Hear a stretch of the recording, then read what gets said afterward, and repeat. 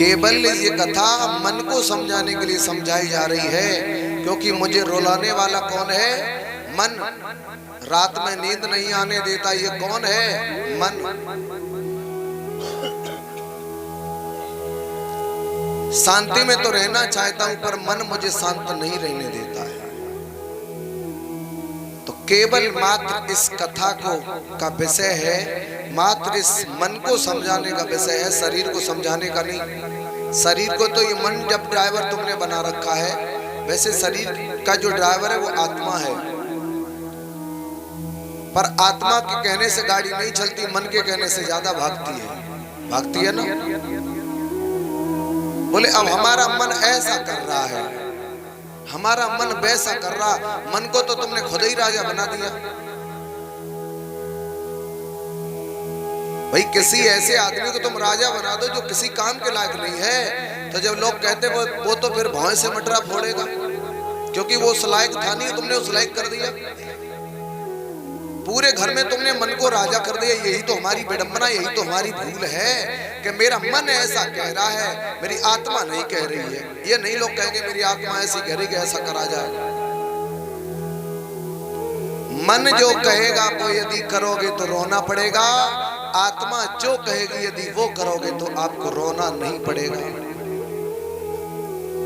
तो केवल ये भागवत कथा इस मन शरीर में जो हमें रुलाने का काम करता है, इसीलिए इस मन को कथा सुनाई जा रही है।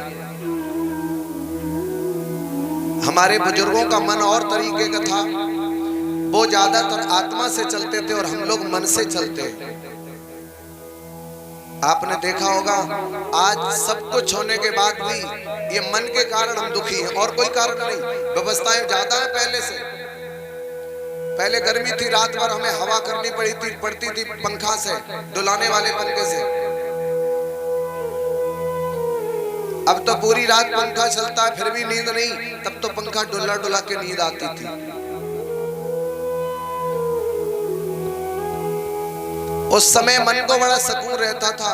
गेहूं काटने के लिए कोई साधन नहीं था, इतनी मशीनें नहीं थी, बड़ी मेहनत के साथ करना पड़ता था, फिर भी मन बहुत सुकून शांत में और रईसी में मन जीता था। और आज इस मन ने इतना पैसा सब कुछ होने के बाद इस मन ने हमें गरीब से बड़ा गरीब बना दिया है। हमारे बड़े बूढ़े बैठे, इनको पूछ लो, इनके जमाने में दरवाजे पे पैर रख के बैठे थे। घर में अगर भैंस मर जाए तो चमार खींचने के लिए आता था। गरीबी थी, पैसा नहीं था, फिर भी जब गरीबी थी तब सेठ बन के जीते थे, और आज जब सेठ हो गए तब गरीब बन के जी रहे हैं। तो भैंस उठाने के लिए कौन आता था? चमार आता था भैंस उठाने के लिए। कपड़ा धुलने के लिए धोबी ले जाता था। दाढ़ी बनाने के लिए नाई आता था। पानी भरने के लिए कहार आता था। बुलावा के लिए नाई आता था। सारी व्यवस्थाएं मेरी बाहर से होती थी, और पैर पे पैर रख के बैठते थे। हुक्का जला के भी दूसरा देता था, तब हम सूता लगा लेते थे उसमें। हुक्का भी खुद नहीं जलाते थे, इतने बड़े सेठ थे। और आज जब पैसा नहीं था, और आज जब पैसा हो गया तो हम ही चमार हैं। हमारी भैंस मर जाए तो हम ही खींच के ले जाते हैं। कपड़ा धुलने के लिए हम ही धोबी हैं, अपने कपड़ा नहीं पत्नी के भी धुल रहे हैं, बच्चों के धुल रहे हैं, हम ही धोबी हो गए। पानी के लिए कहार आते थे, आज हम ही कहार हो गए, अपनी व्यवस्था स्वयं ही करने लगे। नाई का काम खत्म हो गया, नाई हम खुद बन के बुलावा देने लगे। अपनी दाढ़ी अपने हाथ से ही बना लेते हैं, क्योंकि हम ही नाई हो चुके, उसके पास कुछ चला ना जाए।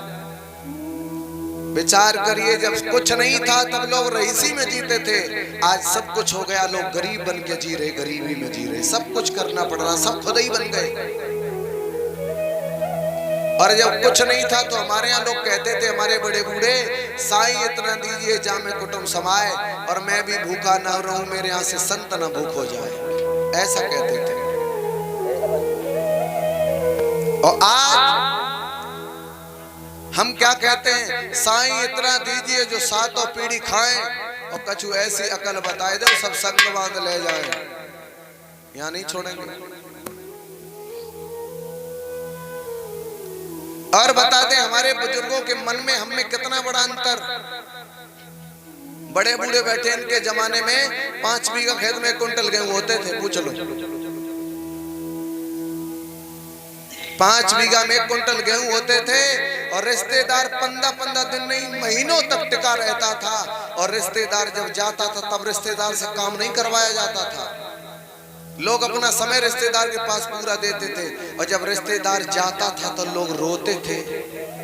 रिश्तेदार भी नहीं जाने को तैयार था, हम भी भेजने को तैयार नहीं थे। 5 बीघा में 1 कुंटल गेहूं और अब देख लो हे भगवान, 5 बीघा में 25 कुंटल गेहूं हो रहे हैं और रिश्तेदार शाम को आए तो हनुमान चालीसा पढ़ते हैं कि सुबह बिना खाए पिए निकल जाए तो ठीक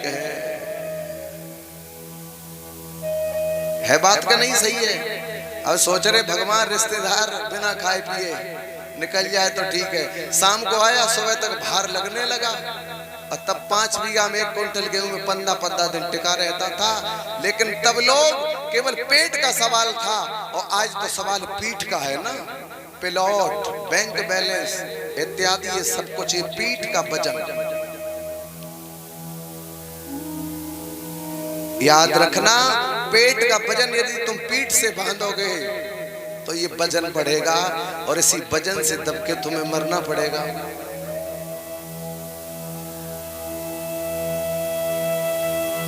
अंतर इतना हो गया कि हमारे लोगों, जब बुजुर्ग हमारे थे, केवल पेट के सवाल के लिए जीते थे। आज के लोग पीठ के सवाल के लिए। हमारे बुजुर्ग कच्चा घर बना लेते थे, बोले हमारा तो समय कट ही जाएगा, औलाद अपने आप जानेगी। आज हम क्या करा रहे हैं? 5 सूती, 8 सूती, 10 सूती सरिया डलवा रहे हैं, नाती तक की गारंटी ले रहे, इतनी मजबूती से बिल्डिंग बना रहे हैं। अरे काय को मरे जा रहे हो? बाल बच्चे अपने आप खुद करेंगे, अपनी झोपड़ी बना लो अपने लिए। केवल बच्चों के लिए इतना मजबूत भीम भीम डला के क्यों काम कर रहे हो? और याद रखना, बच्चों को जब ज्यादा